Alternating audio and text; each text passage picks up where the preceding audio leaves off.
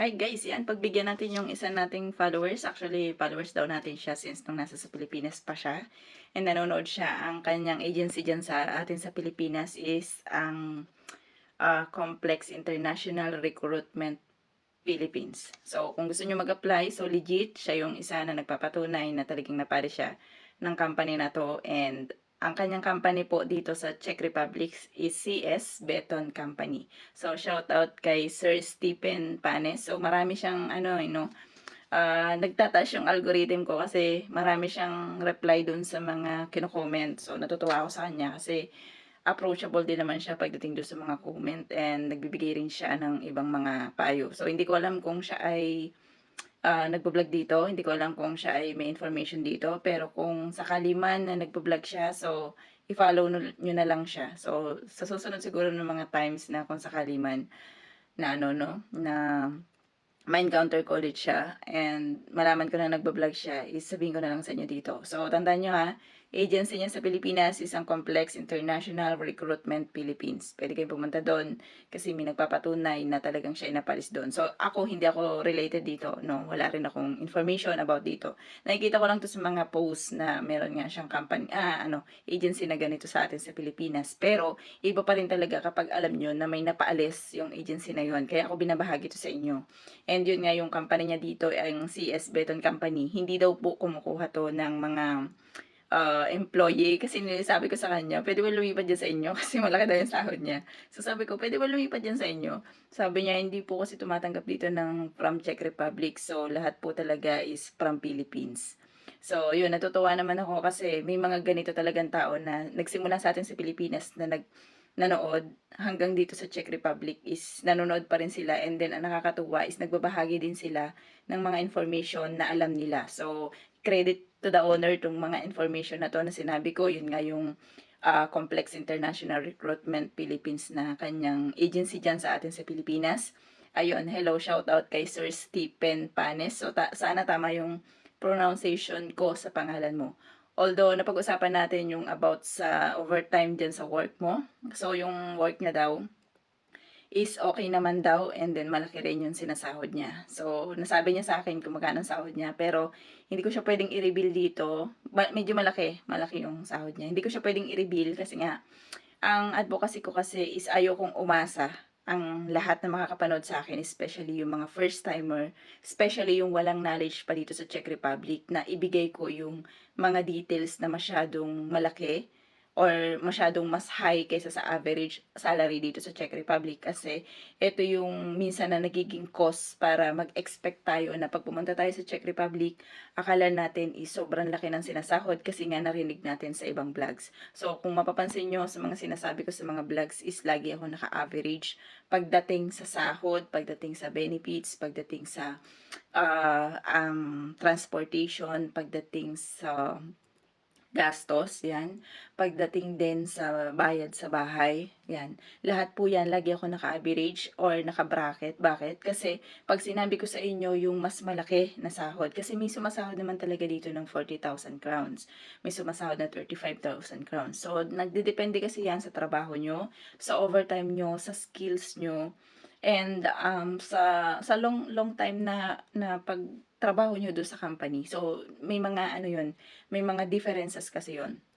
And isa pa, may differences din yon kung halimbawa, for example, is ikaw is general worker compared dun sa may skills ka like welder, like driver. Mas malaki syempre ang sinasahod nila compared dun sa mga general worker lamang. So, gusto kong ma-clarify, no, hindi ko kasi sa inyo masabi kung magkano yung sinabi niyang sahod, pero masasabi ko na medyo malaki yung sinabi niya sa akin sahod, and then sinabi ko nga sa kanya, ganito lang yung sinasahod ko.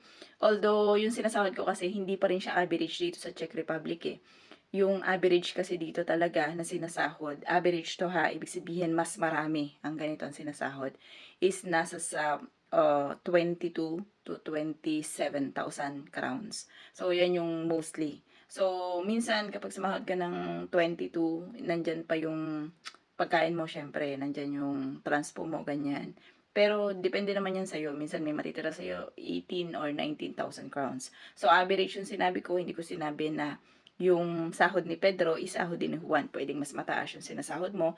Pero ang binanggit ko kasi is eto na yung pinaka, sabihin natin na hindi naman siya worst, pero eto yung pinakamalapit sa katotohanan. Kasi kapag sinabi ko sa inyo, oh, sumasahod ako ng 30,000, tapos ang ending, nagbabayad kasi ako sa bahay ng nasa 7,000 crowns. So, kung 30,000 ang sahurin ko, magbabayad ako sa bahay ng 7,000 crowns, magkano lang matitira sa akin? So, 23. Ngayon, yung 23,000 crowns na yon, doon ako kukuha ng pangkain ko sa isang buwan. Isang buwan po dito ang sahod. Doon din ako kukuha ng transpo ko, ng wifi ko, ganon. So, lahat doon ko siya kukunin. So, nakadepende na lang sa inyo kung paano nyo i-budget. Kaya nga lagi ko sinasabi sa inyo na mas maganda talaga is free accommodation.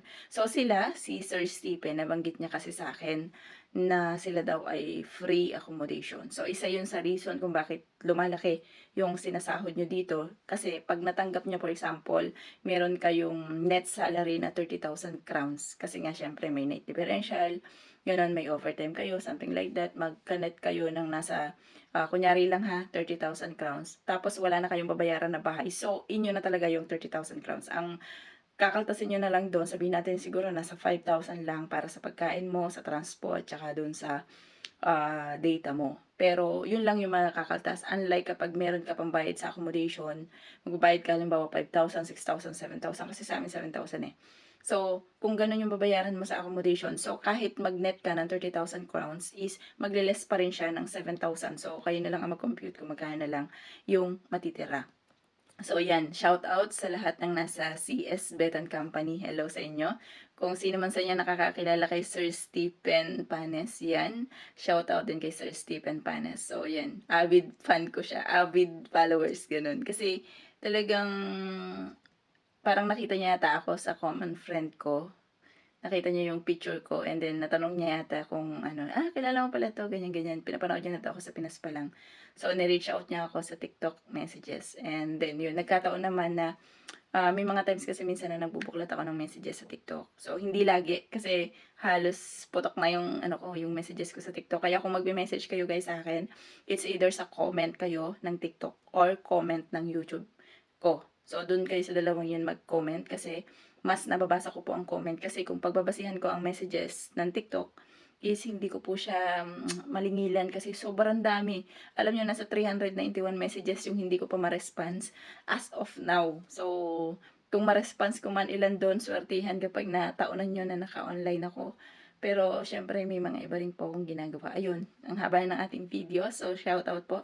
At sa lahat po ng ating mga followers, so sana, no, tulungan tayo. So, advocacy natin is makatulong sa kapwa natin Pilipino.